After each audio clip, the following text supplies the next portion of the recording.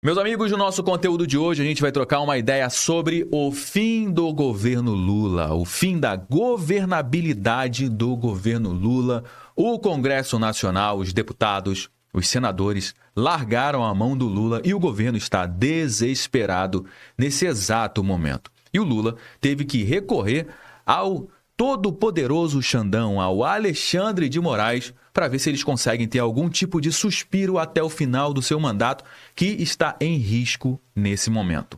Se até agora o Lula vinha aprovando todo tipo de barbaridade no Congresso Nacional, enfiando dinheiro no bolso dos deputados por meio das emendas parlamentares, dos bilhões e bilhões de reais nos bolsos diretamente dos deputados, aprovando projetos absurdos, como a taxação da blusinha, você lembra da taxação das compras internacionais que a gente bateu muito aqui no nosso canal, com o governo aumentando os impostos nas comprinhas internacionais, nos sites como Shein, Shopee, AliExpress, você lembra disso? Com a volta também do imposto da gasolina, do etanol, imposto das bets, imposto do pecado, imposto sobre os painéis solares, imposto do DPVAT, imposto para tudo quanto é que é lado, com o governo batendo todos os recordes de arrecadação. Só em 2025, agora de janeiro a maio, o governo saqueou dos nossos bolsos, meus amigos, mais de 1 trilhão e 200 bilhões de reais, batendo recorde. Isso aqui não é economia crescendo, meu amigo. Isso aqui é imposto aumentando mesmo, só isso. Só que o Congresso Nacional, nesse momento, está virando as costas para o Lula.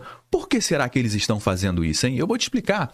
E pela primeira vez em mais de 30 anos, o Congresso revogou o aumento de imposto por decreto presidencial. Derrubou o decreto do Lula para aumentar o IOF. Mas os deputados fizeram isso porque eles são bonzinhos e agora eles estão olhando com peninha do povo que está pagando muito imposto. Você acha que é isso? É óbvio que não. Eles derrubaram por 2 motivos. O primeiro motivo é claramente a fragilidade do Lula, da imagem do Lula. Todas as pesquisas mostram o desastre da imagem do Lula e eles não querem associar a sua imagem com a imagem do Lula, né? Eles querem distanciar a sua imagem do Lula, por isso que o segundo motivo é exatamente isso. Eles não querem largar o osso, por quê? Porque ano que vem tem eleição. E como eu falei, eles não querem que a sua imagem esteja associada de alguma forma a esse absurdo que está acontecendo no nosso país, na economia do nosso país. Mas será que não é tarde demais, hein, deputados? Ou vocês acham que o brasileiro tem memória curta? Eu acredito que o brasileiro tem memória curta.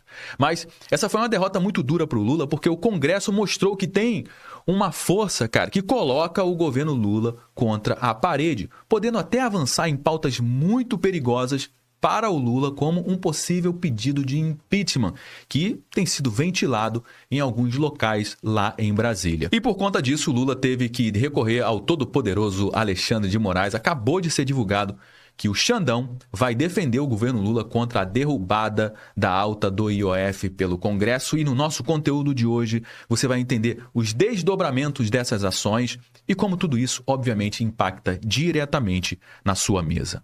Bom, meus amigos, vamos lá para o giro das informações. O que está por trás dessa derrubada do IOF, com o STF entrando na briga a favor do aumento do imposto, não tem nada a ver com o imposto em si. Porque o imposto, o governo vai lá, cria um outro projeto, derruba alguns benefícios, né? Derruba uma isenção fiscal aqui, outra ali, e ele consegue arrecadar mais porque o que está por trás dessa narrativa é que o governo precisa equilibrar as contas públicas. Mas se o IOF foi derrubado pelo Congresso, paciência, vamos trazer um outro projeto, vamos derrubar uma isenção aqui, outra ali, que não precisa passar pelo Congresso, a gente consegue arrecadar mais e equilibrar as contas públicas. Mas o que chamou a atenção do governo foi justamente o Congresso ter peitado o governo Lula, ter peitado o Lula, o decreto do Lula e pior, ter ganhado. Há mais de 30 anos, o Congresso não derrubava um projeto, por decreto do presidente para aumentar imposto. E governo nenhum, meu amigo, fica confortável com um Congresso forte demais. Nessa matéria, que acabou de sair no dia 1º de julho de 2025 em todos os portais, o governo vai recorrer na justiça contra a derrubada do IOF, diz a Advocacia Geral da União. O Congresso aprovou a derrubada do aumento do IOF, imposto sobre empréstimos e operações de câmbio, que impacta diretamente o bolso tanto da população população brasileira, dos consumidores em geral, como também das empresas. Sem a alta do imposto, o governo terá de anunciar um novo bloqueio ou um novo corte de gasto, eles não vão cortar gasto mesmo, a gente já sabe disso, ou o aumento da arrecadação, provavelmente eles vão seguir por esse caminho, para equilibrar as contas públicas e buscar a meta fiscal desse ano, que todo mundo já está careca de saber que eles não vão conseguir bater essa meta fiscal. Essa matéria, que também acabou de sair aqui na Gazeta do Povo, diz que Lula reforça a dependência do STF para governar e tensão com o Congresso cresce. E tá lá o Lula junto com Alexandre de Moraes. A decisão do governo do presidente Luiz Inácio Lula da Silva de recorrer ao Supremo Tribunal Federal para tentar validar o decreto presidencial sobre o aumento de imposto sobre as operações financeiras reforça a dependência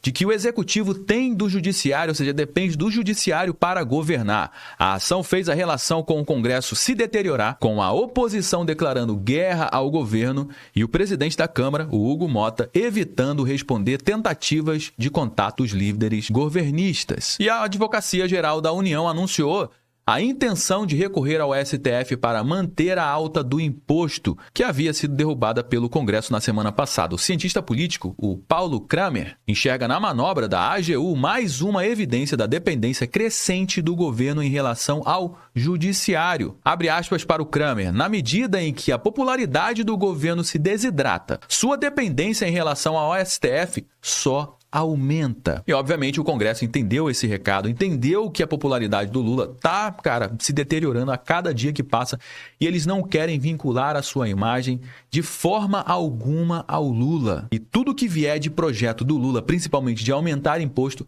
eles vão barrar. A oposição ao governo, obviamente, classificou a ação como uma afronta inaceitável e agora trabalha para promover um isolamento ainda maior dos governistas no Congresso, ou seja, mais lenha nessa fogueira. Abre aspas para o líder da oposição na Câmara. Trata-se de mais uma tentativa autoritária do governo Lula de judicializar um tema eminentemente político, tentando impor pela força do judiciário aquilo que perdeu no voto, de forma ampla e transparente dentro da Casa do Povo. Ao fazer isso, o governo declara guerra ao Congresso Nacional, disse o deputado Luciano Zucco, do PL, líder da oposição na Câmara. Uma coisa é certa, meu amigo, quando os três poderes estão brigando entre si, significa que é algo positivo para a nossa população. Agora, como estava antes, com meio que um complô com o executivo, o judiciário e o legislativo de mãos dadas para ferrar com a população brasileira, deixando a economia brasileira chegar no momento que chegou hoje, uma economia quebrada, com juros nas alturas, com a inflação, nas alturas, com as famílias brasileiras quebrando, inadimplentes, com as empresas brasileiras também quebrando em massa, e empresas internacionais que poderiam investir aqui no nosso país, por conta dessa insegurança jurídica que existe no nosso país, ninguém quer vir para cá. Esse complô entre os três poderes só ferrou com o nosso país. Agora que o Congresso percebeu que a imagem do Lula só se desmonta, agora eles não querem mais associar sua imagem com o Lula. Claro que não, porque ano que vem tem eleição. Eles querem aumentar o número de parlamentares e ninguém quer largar o osso. E essa ruptura deixou o governo Lula, obviamente, desesperado, porque quando um Congresso Nacional ganha muita força para chegar ao ponto de derrubar um decreto presidencial, significa que o Congresso pode avançar com outras pautas muito perigosas para o governo, como, por exemplo, um possível pedido de impeachment. E logo após o pronunciamento da AGU, aconteceu o que todo mundo já imaginava que ia acontecer. Para surpresa de 0 pessoas, Moraes será o relator de ação da AGU contra o Congresso Nacional, trazendo de volta esse aumento de imposto, esse aumento do IOF. O processo foi enviado automaticamente para o gabinete do ministro, porque ele já é relator de outras 2 ações sobre o tema. Ou seja, o Alexandre de Moraes entrando para atuar aqui ao lado do governo, a favor do governo, para aumentar os impostos numa discussão que deveria estar acontecendo nesse momento, justamente no Congresso Nacional. Se o Congresso Nacional disse que esse projeto para aumentar o IOF vai prejudicar a vida da economia do nosso país, das famílias brasileiras, o Lula deveria ter acatado, buscado uma nova alternativa para levar novamente para o Congresso debater, e se o Congresso aprovar, aí sim entrar em vigor com a assinatura presidencial. Agora, o que tem acontecido recorrentemente é justamente essa parceria do governo Lula com o judiciário. O próprio presidente da OAB, a Ordem dos Advogados do Brasil de São Paulo, ela falou exatamente isso. O lugar do IOF ser discutido não é no Supremo, diz o presidente da OAB de São Paulo. Leonardo Sica defende que, embora a Constituição Federal permita que o STF atue na discussão do imposto, ela prevê também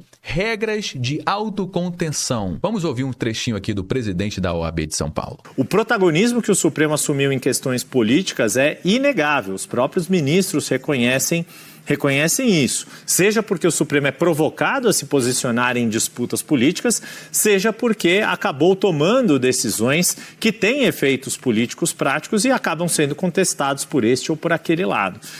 Nesse aspecto específico, qual é a percepção do senhor de como o Supremo está disposto a enfrentar esta situação, a debater esta situação e tratar daquilo que muitos dos seus integrantes ou dos integrantes aposentados reconhecem, que é necessária uma autocontenção do Supremo por ser, como diz a Constituição, o último dos três poderes. A Constituição não por acaso trata em legislativo, executivo e judiciário. O Supremo Tribunal Federal tem o papel de defender a Constituição, tem o papel de defender a nossa democracia e fez isso com firmeza nos últimos anos, mas esse alargamento de competências do Supremo faz mal à Corte, né? Os ministros que estão aqui conosco, o ministro Alan Grace, o ministro César Peluso, estão consoante. A ministra Carmen Lúcia deu uma entrevista no dia seguinte, endossando a ideia da OAB São Paulo, saiu inclusive na CNN. A última notícia que eu vi aqui no seu noticiário que o IOF vai ser discutido pelo Supremo Tribunal Federal. Ou seja, o Legislativo e o Executivo estão decidindo sobre imposto, uma questão política, uma questão importante que nós já vimos que vai terminar no tribunal. Não é que não é o lugar para ser discutido isso. Não é, isso faz mal ao tribunal, isso politiza o tribunal. Por um lado, a gente tem uma Constituinte que permite isso, é verdade, o Supremo Tribunal Federal faz isso porque a gente tem uma Constituição que prevê tudo, mas a nossa Constituição, o nosso sistema também prevê regras que a gente chama de, como você falou, de autocontenção, justamente para otimizar o trabalho do tribunal. Os ministros reclamam muito, que são milhares de processos, que tem um excesso de processo, que não conseguem julgar, que tudo precisa ir para o plenário virtual, que eles não conseguem analisar, e é verdade. Então, se tem um excesso de processos lá, a gente precisa reduzir. Bom, meus amigos, a derrubada do IOF foi só a pontinha do iceberg, foi só uma faísquinha do que está acontecendo no nosso país, porque o que está em jogo agora não é somente a criação de mais um imposto, como você viu aqui ao longo do nosso bate-papo, mas sim o papel de cada representante do poder na República. E mais do que isso, quem de fato manda no Brasil? Quem que você acha que de fato manda no Brasil? Deveria ser o povo, né? Mas o povo é sempre jogado para escanteio e é exatamente o povo que acaba pagando a conta de toda essa loucura que acontece no nosso país. Bom, meus amigos, já trouxe algumas informações aqui no nosso conteúdo de hoje. Todo mundo já sabe que o nosso bate-papo não finaliza quando o vídeo acaba. Na realidade, eu só dei o start. A gente vai dar prosseguimento à nossa conversa, como sempre, aqui no campo dos comentários. Deixa a sua opinião, o que você acha disso tudo? Do governo recorrendo ao STF contra o Congresso por conta da derrubada de um aumento de imposto, hein? Deixa a sua participação aqui no campo dos comentários, que é extremamente importante para dar corpo para a nossa conversa, enquanto a gente ainda tem canal aberto aqui livremente na internet. É extremamente importante você compartilhar esse conteúdo com mais pessoas, afinal de contas, o que a gente trouxe aqui você não vai ver sendo divulgado amplamente na grande mídia, meu amigo. Você pode ter certeza disso. Então faz o seguinte, compartilhe esse conteúdo com pelo menos uma pessoa que você conheça ou um grupo que você participa do WhatsApp, se você gostou do nosso conteúdo. Deixe seu like. Aproveite para se inscrever aqui no nosso canal e ativar o sininho. Eu me chamo Josué Aragão, um grande abraço e a gente se vê agora no nosso próximo conteúdo.